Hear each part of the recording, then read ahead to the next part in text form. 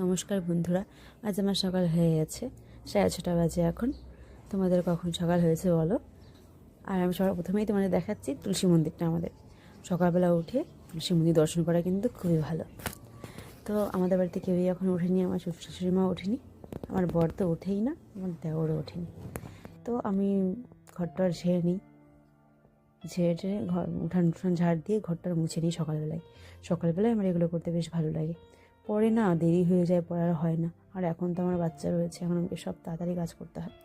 তো বাসি কাজ সেরে দাঁত ব্রাশ করে স্নান টান করে নিলাম। এখন কিন্তু আমাকে পুজো দিতে হবে। আর চলো ঠাকুরের বাসন টাসন মেজে নিচ্ছি। ঠাকুরের ঘরটা মুছে নিয়েছি, এখন আস্তে দিয়ে ঠাকুরের বাসনটা মেজে ঘট বসাতে হবে। আজ তো বৃহস্পতিবার, প্রচুর ঝামেলা রয়েছে। আর দেখো আমাদের কিন্তু লাউ গাছ হয়েছে, একটা লাউ দেখা যাচ্ছে। আর আমাদের কিন্তু আরেকটা লাউ হয়েছে পেছনের দিকে, ওটা কিন্তু দেখা যাচ্ছে না। বাসন মাজছিলাম আর শাশুড়ি মা আসলো, শাশুড়ি ম্যামকে দিয়ে একটা